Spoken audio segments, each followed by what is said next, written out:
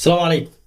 دي كاميرا دي 300 وعدسه 18 55 اللي هي الفيرجن 2. طبعا الكاميرا دي غنيه عن التعريف، كاميرا بدائيه اللي هي 300 بتصور ب 16 ميجا بكسل، بتصور بتسع نقاط فوكس، كاميرا بدائيه جدا جدا جدا. طبعا ناس كتير جدا معاها الكاميرا دي وبتشتغل بيها وبتعوز تجيب لها عدسات اللي هي ال 50 مللي الاوتوماتيك اللي زي دي كده. ناس كتير جدا بتعوز تشتغل بالعدسه دي على الكاميرا دي وما بتبقاش عارفه التصوير هيبقى عامل ازاي. هل يا ترى لما هصور بال 18 55 الصوره هتبقى احلى ولا لما اصور ب 50 مللي الصوره هتبقى احلى؟ انا طبعا قررت اعمل الحلقه دي هنصور بال 50 مللي صورتين او ثلاث صور علشان تشوف بنفسك الصور عامله ازاي وتقرر بنفسك ان كنت تشتري ال 50 مللي ولا ال 18 55. طبعا هنبدا الاول ان احنا نصور بالعدسه ال 18 55، هنجرب نصور بيها صورتين ونشوف التصوير بتاع ال 18 55 عامل ازاي. هنشيل الكاب، هنفتح الكاميرا، هنجيب اللايف فيو، هنصور صوره باللايف فيو وصوره من الفيو فيندر. طبعا كده الكادر بتاع العدسه دي واسع جدا، يعني لو حاولت ان انا كده ابعد شويه بصوا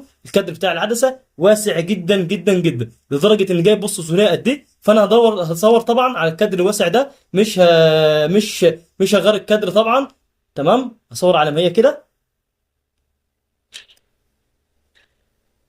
دي الصوره اهي كده من الفيو فيندر، من اللايف فيو يا ربي. تمام، خلينا اصور طبعا من الفيو فيندر من هنا صوره عشان نبقى شايفين الصورتين.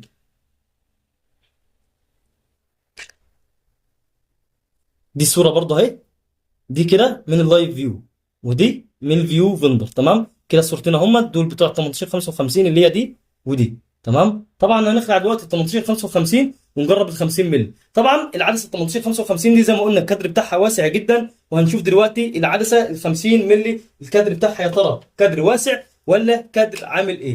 زي ما بيقولوا الكادر بتاع ال 50 مللي هو كادر ضيق، فهنجرب دلوقتي مع بعض. هنركب العدسه، هنفتح اللايف فيو. بصوا الكادر بتاع العدسه دي يا جماعه الكادر بتاعها ضيق جدا جدا. بصوا يعني انا بيني وبين الورد كده زوريه الورد يعني حوالي 20 سم او 30 سم، ومش جايب طبعا اي حاجه زي ما انتم شايفين كده. لازم ان انا ارجع ورا، فطبعا هضطر ان انا ارجع ورا علشان اشوف الكاميرا هتجيب معايا ايه. يعني لازم اجيب الكادر كامل، فلازم ارجع ورا لان العدسه دي الكادر بتاعها ضيق جدا جدا جدا فمش جايبه المسافه، فلازم ارجع ورا عشان اقدر اصور المسافه كامله او اجيب زوريه كامله. فهرجع ورا هصور صوره وهرجع لكم تاني.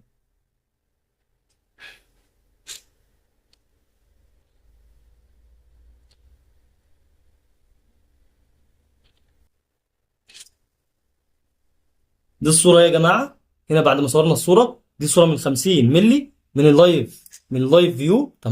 تمام وهنصور طبعا صورة من الفيو فندر برضو، وطبعا هنضطر برضو نرجع ورا علشان خاطر المسافة الصغيرة.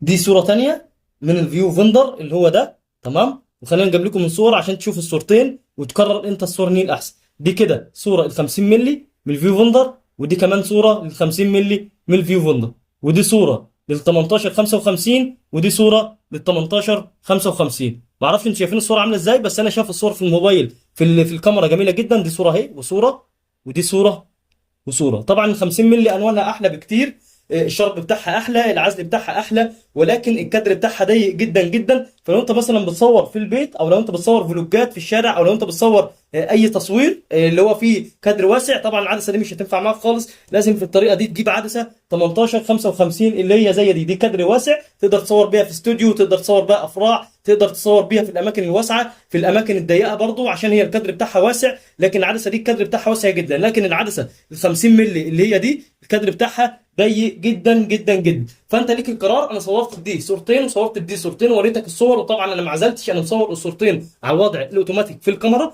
صورتش على الوضع المانوال. طبعا لو صورت على الوضع المانوال هتلاقي اختلاف جدا في الصوره، وهتلاقي العدسه 50 مللي احلى بكتير. بس العدسه 50 مللي كادر ضيق والعدسه 18 55 كادر واسع. شوف انت ايه اللي يناسبك تصور بيه، وجربت لك العدسه دي وجربت لك العدسه دي، وانت صاحب القرار ان انت تختار العدسه اللي انت عايزها. لو وصلت معايا لحد هنا صلى على النبي وسيدي على اخواتنا في غزه. احنا بنقدم محتوى عن الكاميرات، عندنا عدسات فلاشات كاميرات بنبيع وبنشتري. لو عندك اي سؤال سيبه لنا في كومنت وهنطلع ونجاوب عليه. ولو وصلت معانا لحد هنا صلى على النبي وسيب سكرايب للقناه، ويلا صلوا على النبي.